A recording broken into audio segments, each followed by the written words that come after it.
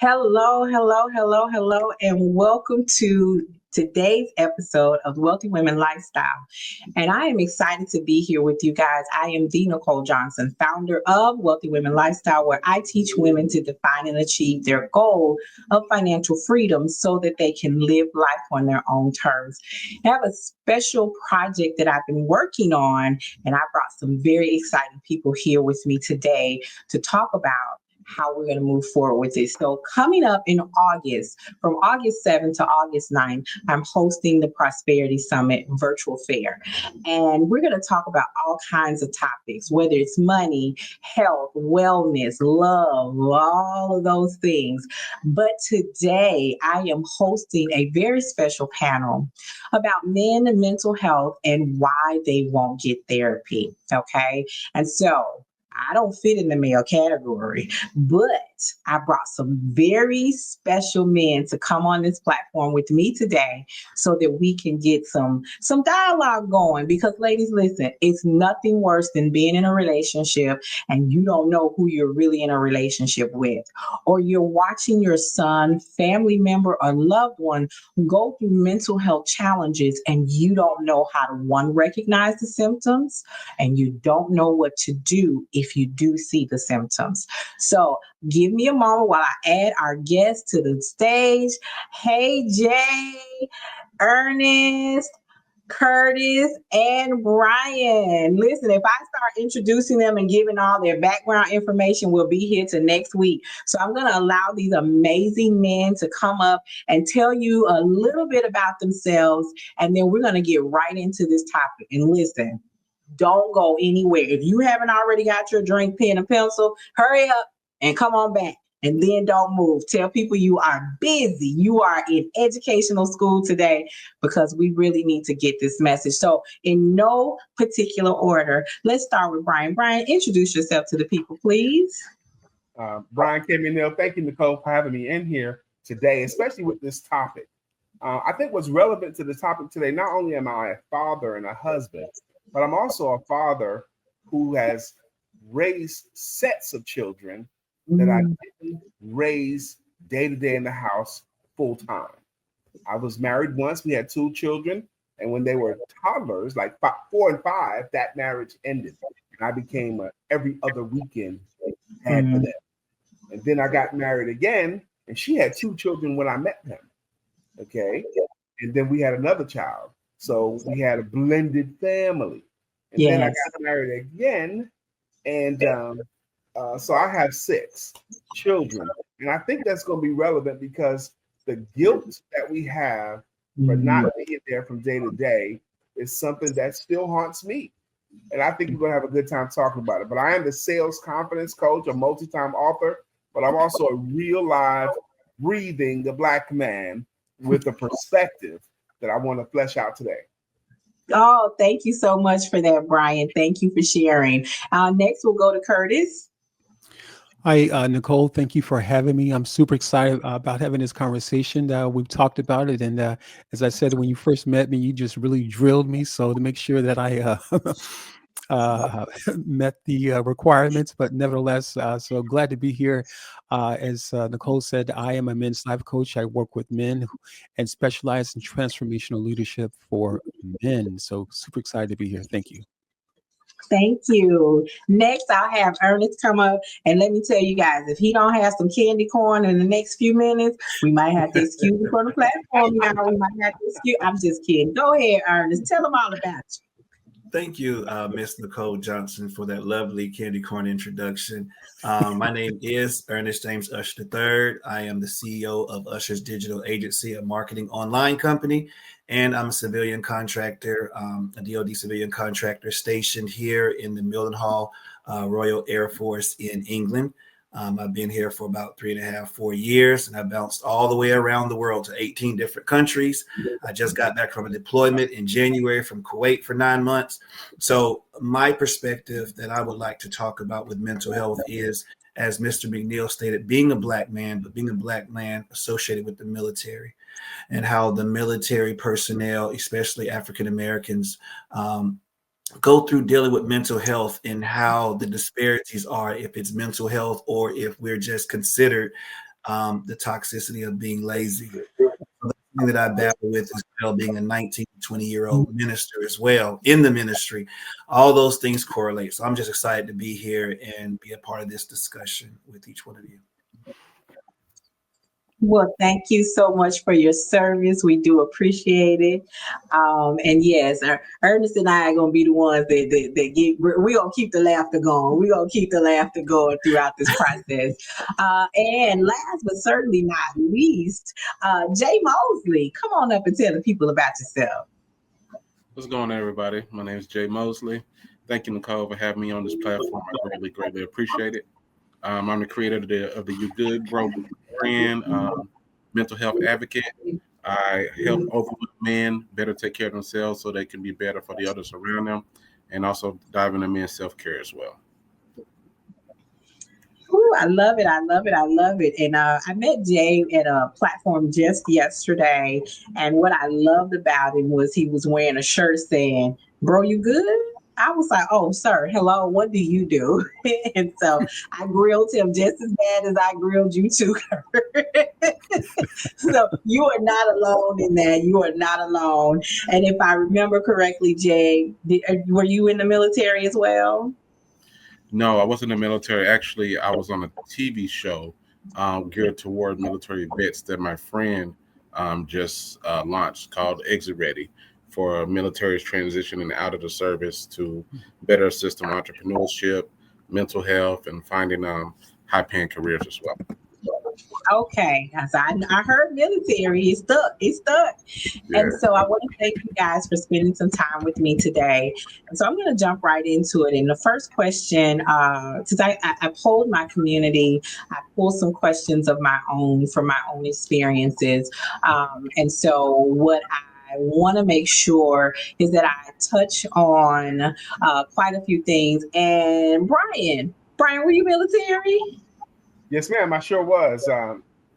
8 years active military experience. 82nd Airborne, 35 Jump Chomp.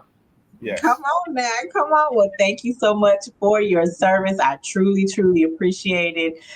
It takes a lot of toll on our families because you're not just the one going away to the military. Our families are impacted. And so we thank you for that. So let's start with the first question. And we're just going to do a round robin. Okay. What does it mean to be a strong Black man, and how has the definition impacted your mental health? I'll start with Jay. That's a loaded question. Right. I know. And you got a load for it. I'm ready. Well, my definition of being a strong Black man is being a man that's healed, a man that has went through his wounds and adversities and found enough to say that, hey, I need to go through a particular part of my journey where I heal from my childhood trauma so I can be better and whole for my family, so I can be the husband that my wife needs, so I can be the father that my kids need, so I can be the leader that my community needs. So that would be my definition of a strong Black man, someone who's went through that particular journey and found that emotional intelligence enough to understand that, hey, I need to be better so I can be better for the ones around me. Oh, absolutely. That's wonderful. Ernest? The definition of a strong Black man for me, and I'm glad Mosely put it that way, because I'm going to speak from the perspective of all my African-American Black friends that I have that are my age group. They believe that it means everything bounces off of you. Nothing can touch you. Nothing can hit you. You are the best one. You're the one in your family that takes on all the pain, the heartache, and everything. And emotionally, you have to be strong enough to take care of everybody. Is that wrong? Yes. But that's what it means to all of them. Because when I have conversations with them, when we get to the root of pain and get to the root of issues, they've never talked about it with anybody. So they think they're supposed to take on the world and nobody can see their emotions. They're supposed to be Superman. And that's them. Is it hurtful? Yes. Do they need Mosey's definition? Absolutely. But this is where they're stuck at right now. And so I'm going to go with them. We're just Superman. Okay. All right. And Curtis? Well, first, before I answer, wasn't there a second part to that question? Yes. How has that definition impacted your mental health? Okay, can we go back to Jay and have Jay answer that Yeah, second part? Curtis gonna run the platform because it is important to Yeah, I know want to hear their answers. I just want your first. how your so that definition is one thing, but how did it impact your mental health? Um, I guess my answer was kind of, I guess both questions was tied up into my answer. Understanding that I needed to heal. I gave a little bit of my story.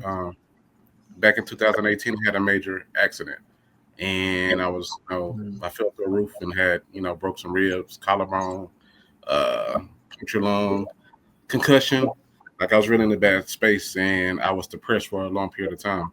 And after feeling like that, I went to therapy. I became better because I was able during that time to heal through trauma, to heal through depression, to heal through some things that I should have let go of back then, but still was kind of holding on to. So to answer that, I mean, to round about that was the answer to both questions. Was I back in the journey and still am. It's still it's not. It's a continual thing. So, in earnest, would you add Yeah, to that? yeah. For me, because we end up being Superman. For me and for a lot of my friends, failure was our kryptonite. So anytime we failed at something, we felt like we failed at life, that we weren't good enough to go to the next moment, to the next task. What helped me, however, was exactly what Mosley said. I finally sought out therapy, something that I was told, especially being a pastor's child, you don't need that. You just need God. And because that was the narrative that was driven home for all those years, I didn't know therapy was something that I needed. I just thought God would do it. And if he doesn't do it, then I'm just going through until he does. And I was in the story of Job was pushed into my mind so much to where I'm like, well, I guess I'm just Job, but it's really not supposed to be that way. He was a unique circumstance. He was not the measuring stick for when men need to actually seek someone. So that's what I learned from understanding I'm not Superman. When I talk to someone, I realize that even though I'm just human, failure is normal, but it's how you bounce back from failure is what's going to help you to your next moment. And so that's what I got from that. Thank you, Curtis. All right. The first question was our definition of a strong Black man. Is that correct? That's correct. Okay. For me, my definition of a strong Black man is being able to be vulnerable. And oftentimes, and probably I would imagine the other two gentlemen, and most of us on the panel here, that can have been a challenge for a lot of us. But you learn that vulnerability is absolutely essential to getting to the other side of strength. Because vulnerability, or when you're not vulnerable, it can have you sitting in that space where you're just all kinds of different thoughts are going in your mind, and just kind of just locked in that limited space, so to speak. So for me, learning that I needed to be vulnerable, and it was okay being vulnerable. I needed to address not only the vulnerability piece of it, but I needed to address the feelings, why I was feeling the way I was feeling, and just the thoughts, and just they were just kind of trying to overtake me, or at least at times overtook me at times. So that was something I learned in regards to what would become my definition of a strong Black man. Okay. Now, what was the other part of it? The other half is how has that definition impacted your mental health? Wow, that is a great question too. I think for me, having to eventually understand first that being vulnerable was okay, but how it impacted me was that without the vulnerability, there was no structure. And because there was no structure, I found myself all over the place and trying to grab footing as much as possible with, it was women at times trying to grab footing. It was gambling, trying to grab footing. It was drinking. It was partying. All those things for me was a place at a time in my life where I was trying trying to make sense of what I was going through, but it was essentially me trying to grab some footing or some leverage to deal with what I was dealing with, and put it in a proper perspective. And obviously that's not the right perspective, but that's where I was at a time in my life. And so at some point for me, it was just again, just trying to grab hold of anything that would give me some leverage and put me in a different place. Absolutely. Thank you for sharing. And Brian, what does it mean to be a strong Black man, and how has that definition impacted your mental health? Probably one of the most harmful phrases. Be a strong Black man, or be a man in general. Mm. Those phrases, what they are basically is traps, to make you act like what you might perceive or might have thought of or might have saw as what a strong Black man would look like, without fully understanding everything that made him him, or what he had to overcome. It's a harmful phrase. Being the best version of yourself, I think, is much more healthy, or doing the best you can based upon what you have and the circle around you and what you can do, or targeting and going for the best of whatever you have or around you. Build the best family, build the best loving relationships, build the best finance, build the best body. But just a term, I've learned to never tell a child, be a man about it. And I've learned to watch that statement about being a strong Black man. I will tell you though, since 2013, so now for 13 years now, I've been hosting a men's group called Male Empowerment Networks. And what I find is, and the moniker is Male Empowerment Networks, because men need men, and Superman is a myth, and men tend to cry in the dark. And what I've learned is, over the years, is men have common fears,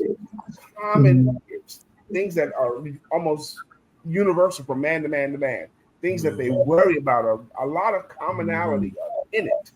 So learning how to deal with these inevitabilities, the fear of their own woman, or the fear, I like how Ernest put it, our kryptonite as men is failing.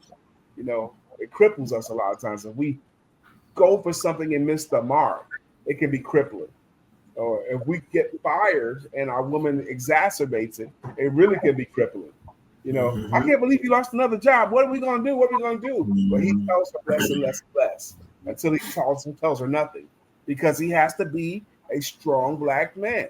And a lot of times that equates to not talking, equaling not talking. So I really want to shoot that phrase down if I can. Absolutely. I appreciate that. And just listening to what you all have shared about the definition of a strong Black man, it leads me to think about the things that we as women are taught to look for in the strong Black man. And a lot of it is facade. A lot of it is facade. It's the man who has it all together. But what we don't realize coming up is that it's just that, it's the facade. And so before I go a little further into that, I want to address something about, I want to ask, and this, what I'll do is for this question, jump right on in, okay? Okay. What messages did you receive growing up about what it means to be a man? How did those messages influence your willingness or unwillingness to seek therapy? I want to jump right into that because Mr. Brooks brought up a point that I loved. There was vulnerability. I was going to circle back to that anyway, because that was the one for me. Growing up, I only saw my dad treat my mom, of course, with respect.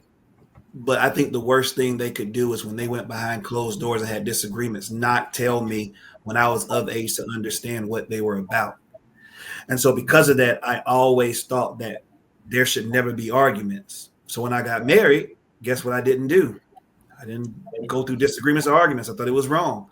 But that was horrible, because I became this stone cold person that didn't show emotion, when an emotion was to a man is supposed to be a norm. Men have emotions.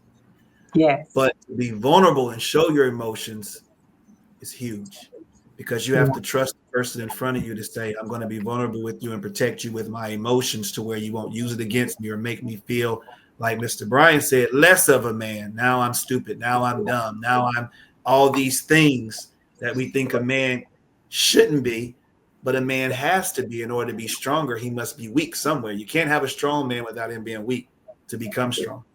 That's right.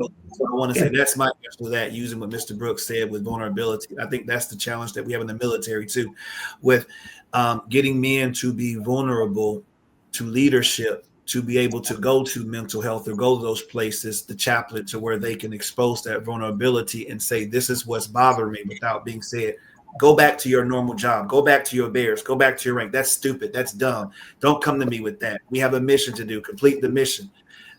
And yet, what we don't understand is not only this affecting this man, he can't complete the mission. You can't, and I tell people this in church all the time now.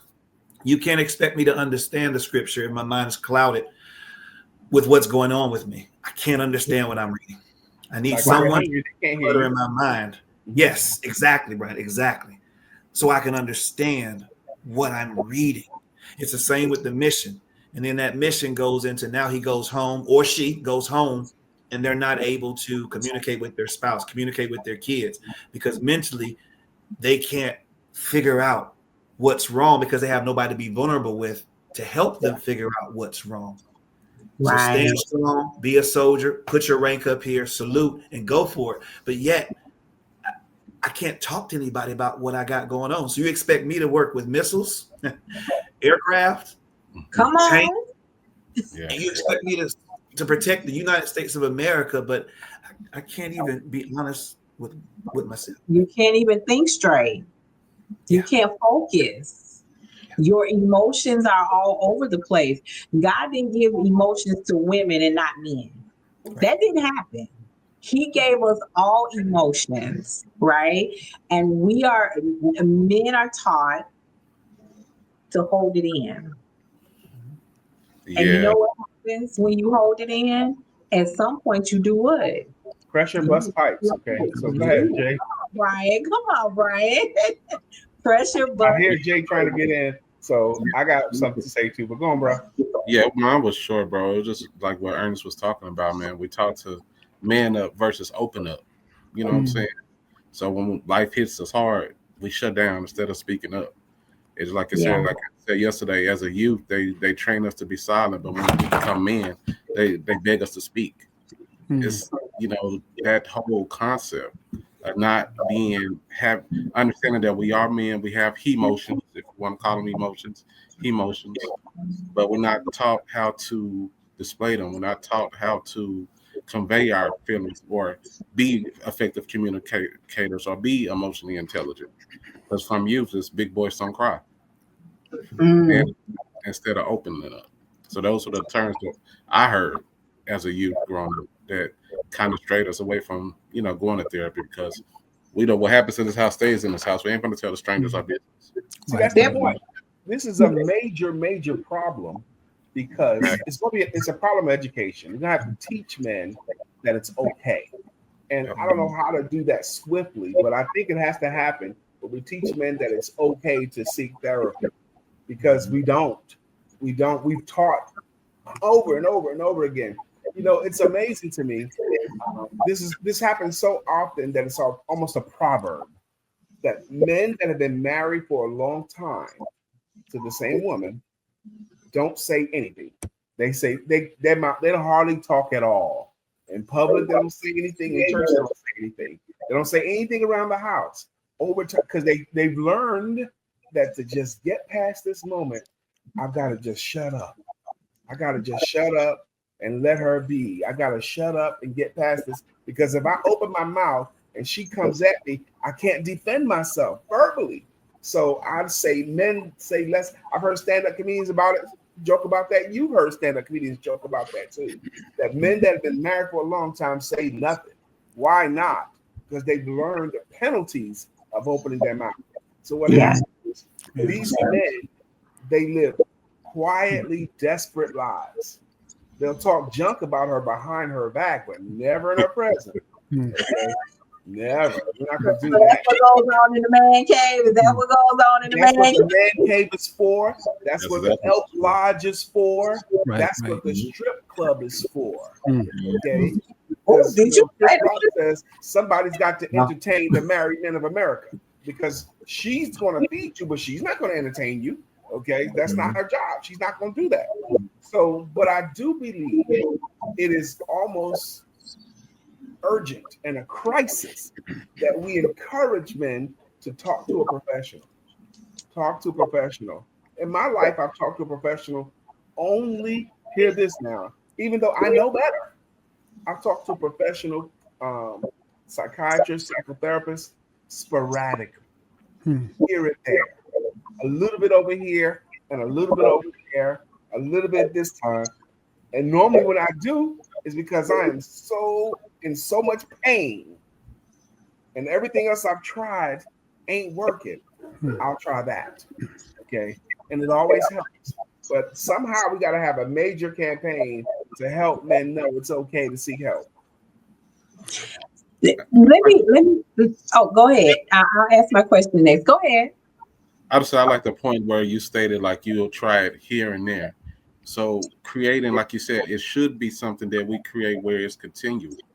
Just like June is Men's Health Month, not just physically, but spiritually, emotionally.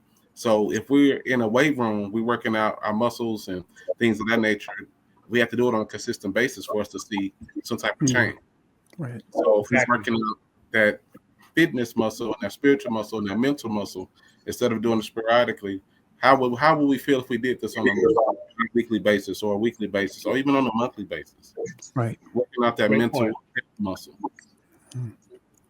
Wow. I think that's amazing because I was going to say, Brian, when it just gets to be too much, knowing that you know better, right? You spoke on mentoring a men's group, and it's always the teacher who helps the students. The teacher doesn't always want to go sit and be a student. Okay, You learn more than they do, I promise you. But go ahead. So, as of now, would you position yourself to go to therapy if you needed it? I'm sorry, Brooks, were you going to answer that? Did you answer that last one? I'm sorry. That's okay. I'm gonna get back to you, but I wanted to circle back to Brian. Would you go? Yeah, absolutely. And I have access to it as well. Being a veteran, I have access to that right now. It's Okay. it's a funny thing that you just mentioned. Who learns more over a school semester, the teacher or the students? The answer is always the teacher. Who I facilitate the men's group, but I promise you, of hundreds of men in 13 years, no one has gotten more out of it than the facilitator because I needed their energies and I needed their whatever they had that I didn't have. None of us have lived long enough to have all the answers. So Right. we feed each other. Okay. All right. And Curtis, did you want to answer that question? What messages did you receive about what it means to be a man, and how did those messages influence your willingness or unwillingness to seek therapy? Yeah, for me, I think it was really like most men don't cry and be a man, and boys don't cry and things of that nature. That was the message that I heard as a kid. And a lot growing up for me, I didn't grow up with my biological father. My stepfather came later, but I was old enough to know the difference between who was who, that kind of thing. But as a young boy, I did hear from my mothers, I'm sorry, my mother and my grandmother, that you're a boy, boys don't cry, and that kind of thing. So I think this is the message not only that men give to their sons, but this is a message that women hear, and consequently, I think as far as the influence was just similar to what Ernest was sharing.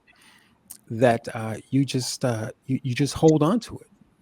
You don't know where to go with it, and as I would become an adult, learn later, again, as I mentioned earlier about the vulnerability, I learned that that it was not only for men who didn't understand that it was, or that understand that it was okay for us to share our feelings and things of that nature, but I also learned that women didn't understand us. They wanted something from us, but they didn't know what they wanted. Mm. And because they didn't know what they wanted, they couldn't even articulate it. Right. That's And good. I think ultimately, for us as men, is that there was a major reason why a lot of times we held on to the different things we didn't share, because one, in a lot of ways, we didn't know how to articulate our feelings. And I get that, because a lot of us weren't wired that way. But secondly, to go up against our wives, our spouses, or that significant other, whoever you may have been in a relationship with, to go up against them with their word salad and our lack of being able to articulate it, Right.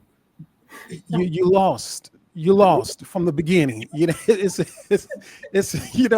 and I believe that's why a lot of us as men, because you couldn't out talk them. You could not talk them. There's no way to say, "Oh, slow down. Just let let me reason with you. You know, reason with me." It was Nicole. that was a difficult place for them to get to, and it was, and at some point for us, it was just overwhelming for us, and because Yeah. our, being that we couldn't articulate it, Right. it was now going, just something that you're trying to put out there. Now it's kind of just being tossed back at you, and now you're having to just fumble this ball and play with it and figure it out yourselves. And there's a lot of frustration in it at some point. And I don't know if I answered your question, so I You just kind of did, got a little and excited you, about that. that's okay, Oh, because you led strays. into another conversation where, so you talked about not only do men not understand, we don't understand. Yeah. Because if you grow up with brothers, you're watching them be taught these lessons. Girls go in the kitchen, you cook dinner, you Right. clean. Whereas the boys, they take out the trash, they fix the table, they go outside with dad and work in the grass and the yard and the carburetor. But you don't mix the two. And when the girl does, dad, I want to help you with the car. Now she's a tomboy. Mm. Right. And the young man who, you know what, mama, I want to learn how to cook. Boy, you ain't supposed to be in the kitchen. That's Right. girls' work. That's women's work. So we're seeing these things, but then behind closed doors, as I gel with my brother, as he bonds with his sister, I get to see the trauma that mom and dad don't see. Right. Right. So I get to hear the tears he sheds because dad punched him in the chest because he wasn't manning up. Mm. He was being too feminine, or he was playing with my doll versus the GI Joe. Mm. Mm-hmm. So I get to see that, and now as a woman, I don't want my son. I want my son to behave the way my brother, or feel the way my brother did. So I'm gonna treat my son the opposite. And now I'm babying him. I'm coddling him a little too much, because we don't know what should have happened to our brothers or for our brothers, right? But when it comes to that conversation about y'all can't out talk us, baby, listen. I'm thinking of my friend right now saying, Nicole always gonna tell me speak with specificity, and when I throw it at him, it always knocks him off the balance. Okay, what? I'm intelligent. Don't talk to me like that. Well, boy, keep it up. Let's go. You cannot out talk us, right? It takes a special kind. And if you out talk us once, it'll never happen again. But even with the Cosby Show, when they were the Bill Cosby's character, the dads, when they were sitting around talking to Sandra's husband, they would say, shh, shh. You got to learn how to be quiet. You got to learn how to sit there and take it. So it was funny that you brought it up that way. And you all aren't the only one who are being taught incorrectly or shown the incorrect images of what it is to support a young man, whether it's our brother, whether it's our son. Okay, so unfortunately we are going through these struggles together. Yeah, Okay, there's a reason why. There's a reason why the camps win that battle, verbally. Okay, right now, no, wait, hold your horses now. Because the trump card is the woman has learned that if push come to shove, she could just cry and she can show emotion, and he doesn't have that ability. He don't have that card in his deck. He can't get into an argument, and when he gets into a frustration place, he just can't start crying. Okay. But a woman can, and he can't defend against that. He said something that moved her to emotion, and she can cry and get away with it. Why she's not correct? Huh? Why y'all laughing? This ain't funny. Well, he can't pull the emotional card, or he can't pull you bullying me card. She could pull the crying card, and she could pull the you're bullying me card, or you're bossing me around card. There's a lot of cards that the women have in their deck that the men don't have. Well, if I can clarify this statement really quick, because I don't want to make it seem like that men are still in that space, because I believe that for the men who are more learned, or the modern man who's able to articulate himself, more emotionally intelligent man. Yeah, thank you, Jay, on that one. Yeah, so the brother who is more emotionally intelligent, he's got some firepower now, and he's able to he's got himself together, and so now he can begin put things in the right perspective, that now then will turn that or flip the question onto the woman, his spouse or significant other, and have her thinking rather than coming out of her emotions. And that's always where the balance is. You always want to try to get to that balance of the emotional part of a woman not being used as a weapon. Right. We should not be weaponizing the tears, right? We shouldn't do that. And, just lashing out to the point that our partner shuts down because we're not going to get anywhere. And what we have to pay attention to is the behaviors that we exhibit. What are we teaching our kids? Go ahead, Ernest. So I also want to acknowledge exactly what Brian and Mr. Curtis were saying, and I'm going to talk from a culture perspective. So traveling all over the world, I want to keep it in perspective of what we're referring to right now. A lot of other cultures on this side, especially as you go far east, they don't participate in any of this. They don't care. The man says, the woman says nothing, and that's it.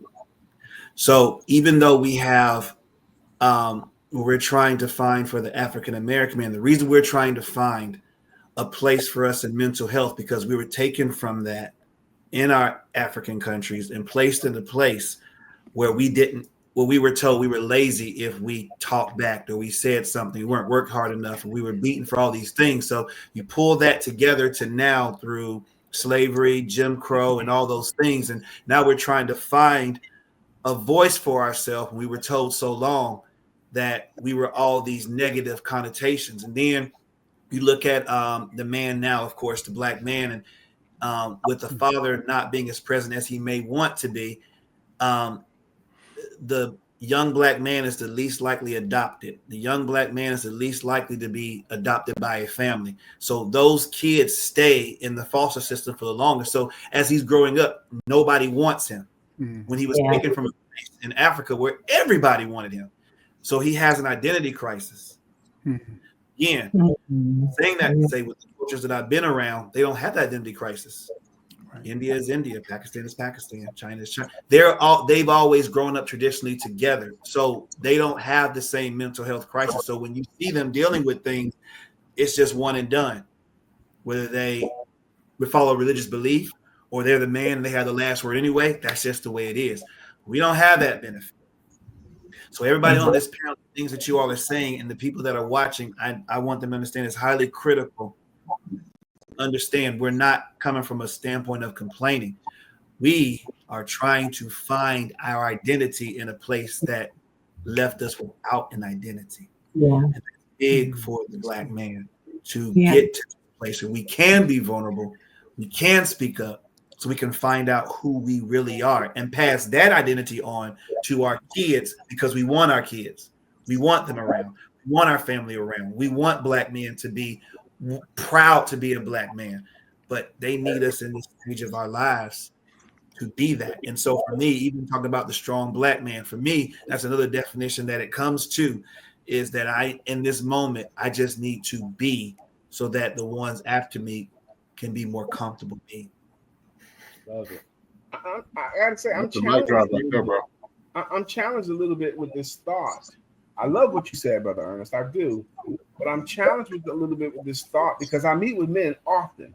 This thought about when you become a higher or more emotionally intelligent man, you can deal with that better. The reason why I'm challenged with that, and I really want help, because if the man tried to flip some of that, expressed his emotion in an argument, for example, look, this is hurting me, then he's subject to, well, you being a wuss now. You need to man up. How dare you try to match my emotion? Okay, you're being a wussy now, and that's what will be reported, and you have to defend that. I promise you. I talk to men dealing with the same thing all the time.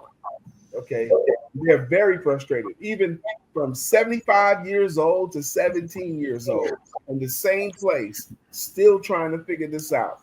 And it's surprising to me. Men in their 60s and 70s have not figured this thing out yet. So that's what I think that what I may be wrong, but what he's trying to say is that we are like this platform. We are communicating to say that we're not complaining, but we're telling you where we started from. And now we're having a dialogue for you to better understand what we're going through. So therefore, once we have a conversation, don't have to be an argument. Let's have a conversation. Let's talk about it. Because I do think, especially if we're talking about a man and a woman's dynamic, if I'm with Mr. Cole and I was like, hey, sweetie, or hey, boo, or hey, babe, wife, this is what's bothering me. Like, if I'm telling her what's bothering me and she come back, you a punk, you soft, that ain't the woman for me, my guy. Well said, brother. Well said. If that's the comeback that I get, and I understand that you go through this, and she may be this woman, she may cook, clean, this, that, but if you can't be mature enough or emotionally intelligent enough for me to have a conversation, let you know I'm at a place down to where I want to be vulnerable, and you come back with that, nah, my guy, we good. And I absolutely agree. I think the challenge for me with what Ernest said, I agree that culturally, these things don't happen somewhere else, right? Our ancestors were brought from Africa. They were here. Our men were dehumanized. All of that, I totally agree. However, the flip side goes into another conversation, because when I think of those different cultures where men say, and that's it, as a woman, that's not going to work for me. That might be another conversation for another time. But as a woman, that doesn't speak to where my mindset is, because I have a thought process. I have an opinion. I have the natural desire to be heard and make it a partnership, not you say and that's it. I don't function well like that. And maybe that's why that's why I brought up culturally for that reason, because I wanted to be understood that the struggle that we're having is a Western cultural structure. I talk about this with biblical stuff too all the time with people. I'm like, yeah, but that's not there. That's a Western culture problem you're talking about. So I want to pinpoint that's a more Western culture because we're more democratic. We're taught to have a thought. We're allowed to have a thought. We're allowed to vote. We're allowed to do all these freedoms. So the last thing I can do is tell a woman what you can't do. When these countries, they don't want to think about anything democratic. They're not democratic societies. They're not everybody votes. Everybody has a voice. That's not their way of life. And guess what? They're comfortable, believe it or not, with that way of life because that woman, here's the crazy thing. It's going to blow your mind. I didn't know this. That woman, she likes the fact she does not have to work or have to go have a voice or go out there and do those things that a woman in the United States has to do. She's got to struggle. She's got to struggle. She ain't got to do that. Ernest, that's not crazy because that's what I was going to come back and say. But if I'm just saying, was created where I can release all those responsibilities to the right one, maybe I would have that on today. Let's be clear about that. And I'll sidestep this conversation just a wee bit. This time last year, I was sitting with a couple that takes women from singlehood to married. They call it from beta bride. And they talk about what to do to attract what it is you want in a partner. Okay. And one of the lady who leads the group, she said, and her husband chimed in right behind, Nicole, you got to take off that masculinity. I said, I'm sorry, sir. Nothing masculine over here. What are you talking about? Let's redirect this conversation. And do you see all of this? I see all of this, yes. I knew this was coming. And as the conversation went on and the dialogue went on and on a little bit more, then I told him, I said, you know what? Maybe I've been carrying this masculinity so long because I've been a single mom for so long. Maybe I didn't recognize what it felt or looked like to not be masculine.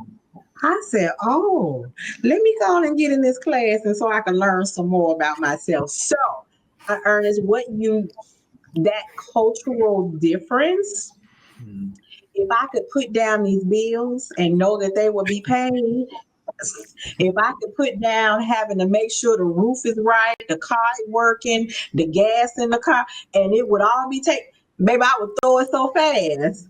Okay. They'd be like, what happened to the responsibility? Oh, she threw them away across the world. Yeah, but you see, that's the point.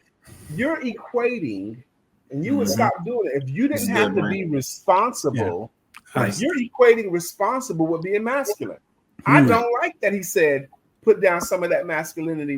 When you, in your opening statement, you talked about what boys were taught and what girls were taught. That's right. You were just now equating, and I believe you're equating taking care of the car, the roof, and the gas and all that stuff as a masculine trait. Correct. It's a grown-up's trait.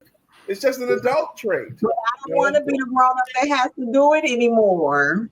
But the contrary to that, what Brian never is gets saying, to think like that. He never gets to think. Right. What about didn't have to do this? Never. But you know what? There is a lot of truth to what Ernest is sharing, because similar to what Brian has just stated, that's kind of where I was going to go to as well. Is that, you know, which is it that you want for women in general, just across the board? What do you want? Just hold on. No. Let's be clear. Hold on. Circumstances that women are in, it's not because they wanted to be there. It's because they had no choice about their situation. Go ahead, Curtis. But okay, yeah, I'm gonna put a nail in this one real quick. Okay, because check this out. The interesting thing about it now, as Ernest said earlier, culture is a huge piece on this. Now, much like with just blacks as a whole have come from Africa, been enslaved here in the States and many other countries and things of that nature. So what happened is that the men had to be emasculated first. correct. They knew what they were doing. Yes. They knew exactly what they were doing.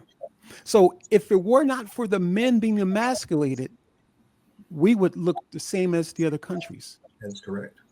Absolutely. So, I agree. let me finish this thought really quick too. So So what happens now, and I believe it is done purposely. Mm-hmm. And so for a man who is more put together and tact emotionally, and he understands it, he can then approach the woman from an entirely different angle because he knows that the system has placed her above the man Mm-hmm. purposely, It's true. purposely. It's true. Because for many other cultures, especially within the black culture, I believe that we're the, and I can't say for the other cultures, but especially for the black cultures, I believe we're the one of the few, or many, I should say, get the mouthing back to from our spouses or significant others. And so Correct. here's the reason why, because the woman has been placed here, and it's not to blame anyone. This is what the system done. That's correct. The system did this purposely. It's not to say, oh, women are this or men are less than it. No, not at all. I think working together. I love what you said, Nicole, earlier about being a partner. Absolutely. I asked my wife, babe, what you think about this? So her opinion is absolutely valuable to me. And I would be a fool to ignore her opinion. Right. Seriously. And so I think I'm going to land it in just a second here. I think that it's important for us to understand that there was a system that had created this. It's kind of like a hybrid fruit, such as a lemon Mm-hmm. or a lime, and other fruits and vegetables that are hybrid. They have done something in the lab and created something to this day that we're thinking that corn used to be a real thing, but it's actually not even a real vegetable. But this is what they told us. Mm-hmm. So I mean, that's just my perspective. I think so. At the end of the day, we will end up fighting against each other as Right. brothers and sisters, and not realizing that the person who threw the stone, they've hit their hand and they're long gone, and they've left us with something that has just really ended up ruining our just generations of just ruining our families, one generation after the other. And it just really takes a person to understand what the system has done and why they put the woman here. And again, not picking on the woman, but it was done to emasculate the man, because if the man does not have a job, especially for us as black men, if we don't have a job of taking care of, providing and taking care of our families, we don't know what to do, because this is just how men are wired naturally. And now the woman is in a role, not that there's anything wrong with a woman having a job. That's not what I'm saying. I'm saying this system has done this purposely to emasculate the man. And if you can take away the man's strength and knowing who he is, gathering his identity, because most of us as men, we gather identity through our provision, being able to take care of our families. And sometimes that's not about money, because, and I can say that personally, because I'm a stay-at-home dad. So did I struggle with the idea that my wife is out there uncovered? Not uncovered, but I mean, she's covered, but she's out there in the element. So she comes home, has some just ridiculously tough days. I've got to console her. I've got to take care of her, rub her feet, talk to her, encourage her. But And go ahead. go ahead, wrap. I want to wrap this up so we can go ahead and take a station break. Yeah. And then I want to ask one more thing. But go ahead, Curtis, bring your pronoun Yeah, home. but my point is that this was done intentionally, and I think that if we are left without recognizing the hand has thrown the rock or the stone, what's theresoever, it leaves us to really just fight against each other. It truly is very sad, but this is what the colonizers have done. It was all the plan, and I think that if we open our eyes and we can heal just from knowing the truth. And again, obviously, there would be a lot of work, but we can heal from this thing. Excellent. So we have covered men's mental health and masculinity. We have also covered just where the definition of being a man has come from within the Black community and brought it all the way forward to adulthood. So I'm going to ask, just in summary on this point, give a wrap up of what you think this section has been about. And Brian, if you want to touch on a little bit of what Curtis said, as far as, because I do agree, men have been emasculated. I 100% agree with that. I agree that in some parts, at some certain times, women have been placed to continue with that. My question would be, and we can touch on that just briefly, at what point, because there are some men that are raised totally going into their positions in life and they don't have this baggage. At what point do we stop saying what they've done to us and we start making a point where it no longer has a direct impact, and stop using that or allowing that to continue, that cycle to continue? Because at some point the curse has to be broken. Would you agree or disagree? Don't shoot the messenger. Don't shoot the messenger. I'm just whenever you're ready. Okay. I gotta ask the question. So go ahead, Brian, because I can see First on off- your face you had something First to say. off, the thing Curtis said about how society has started to esteem Black women above Black men. I think he's right, and I agree with what he said. I agree he's right. And there's a reason why, and I do believe it's been done on purpose. Psychic disrepair of slavery years, of buck breaking, of the Black man. You know, that's psychic disrepair. 330 years of slavery, 100 years of Jim Crow, and then you had the 70s where it was very difficult, in 80s the greed and all that kind of stuff. Having power as a Black man is still a new phenomenon. Okay, it's a new phenomenon. It's not that we're using it as an excuse or anything like that. Is that we're still learning. We're practically in infancy learning about that Black men have the permission to be vulnerable. Just that thought, the permission to be vulnerable, is still a relatively young, a relatively new ideology. I like the growth, and I see that we will grow into it, but I don't count it as the excuse and breaking of a generation. It's generational curses, but still, even I had this conversation, even freedom of buying, that's new to Black people. Freedom to spend money uptown. That's still a relatively young concept. The freedom to buy anything they want to buy, that's still relatively new. We haven't had that very long. We've had that buy just in our lifetime. We haven't had generations of this. Okay. So we're still in our infancy in that. I yield. Okay, thank you, Ernest.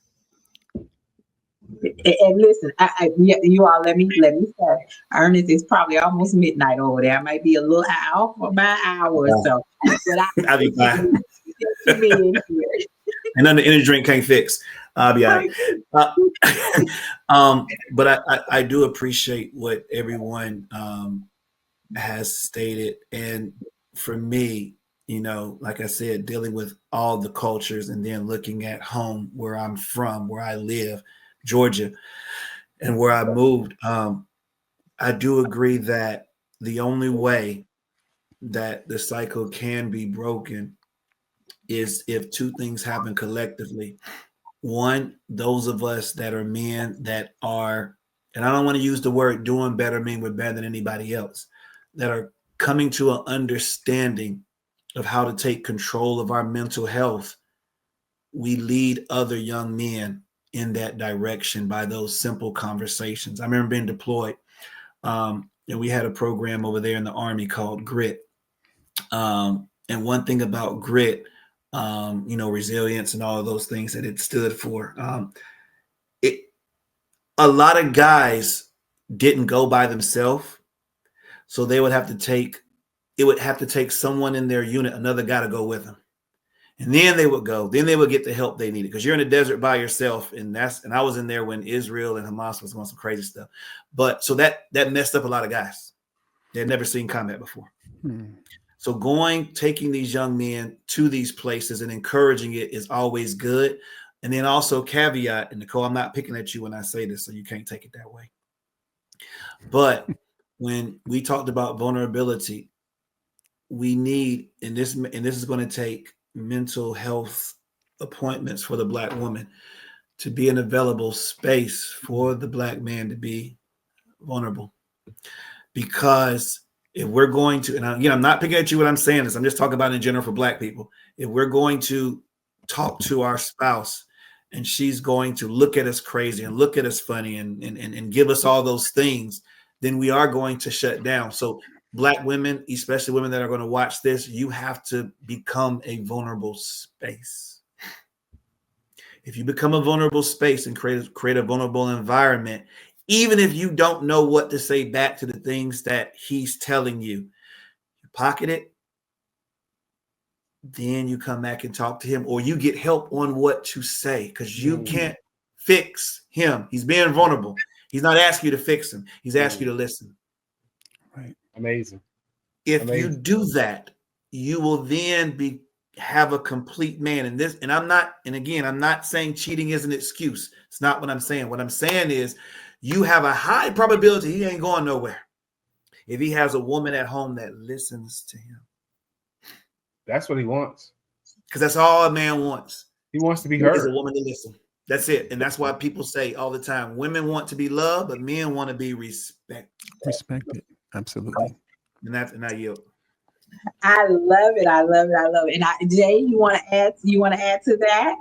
No, that's a mic drop moment right there. Sure is. So I'm going to close it up with this. Wait, one more point, please. There one? One more point. Go ahead. We host these men's meetings twice a month. Okay, we started in 2013. And what we learned very quickly was we had to completely close it off where no woman can be heard or seen. What we learned is in these circles of men, the men get vulnerable because there's no women around. Right. In a private room, they can get vulnerable when it's just men. They can cry when it's just men. They can yell out in frustration when it's just men. But if one man even had a picture of a woman in the backdrop, it changed the transparency level of the room. We were in my office building in a closed space, men sitting in a circle, and two women walked down the hallway laughing and talking. Women talked loudly, and the men in the circle that had been going along crying and embracing each other, as soon as they heard two women in the hallway laughing, changed the whole room. Transparency level was gone. We had to public. So I love that you're hosting this, Nicole. I do believe firmly that men do need to have a safe space. I don't know if we can do it with a woman present, especially with a good-looking woman present. They can't do that then. They can't look like less than a man in front of a good-looking woman. Oh, no, we can't do that. So men do need men. We do need safe spaces. I appreciate that. And I decided to have this because I realized that in my own personal space, my own personal growth, I like what Ernest said. There is no excuse for cheating. Cheating is a choice. But I'll add this to it. Your partner can create the atmosphere that causes him to look outside or causes her to look outside. I was just having this conversation with someone. You chose to cheat because I would tell you anytime, don't cheat, leave. You want to be somewhere else, get up and go if that's what you want, if you're not willing to work through it. So you made your choice to step outside of our marriage. or you stepped outside of your relationship. But in hindsight, I could say in my marriage, if I hadn't been doing this, it wouldn't have created this atmosphere. So I don't feel picked on, Ernest. I don't. It's a big girl. It's a big girl who has grown up to claim her own accountability. But back then, you couldn't have told me that. We wouldn't have been having this conversation. So I do agree that is a situation. Okay. I want this to turn into something, and maybe we can talk about this offline, that we can, because Brian said he hosts these conversations with the men in his group. Did you say twice a month? Twice a month, yes, ma'am. Twice a month. And well, maybe we need to host it where we have this type of discussion where you all come and tell us as women who are listening in the audience, catching this on the replay. Maybe we need to do something live where women can actually chime in and ask questions, because we don't always have a safe space to educate ourselves. We go to therapy. We get therapy for us, and we are naturally vulnerable, but we don't always get taught how to create a safe space for the man in our life to be vulnerable. And that is critical to the success of the partnership. So right now, what I want to do is say thank you all for being here for this, and we're going to take a station break because we are just getting started, y'all. We are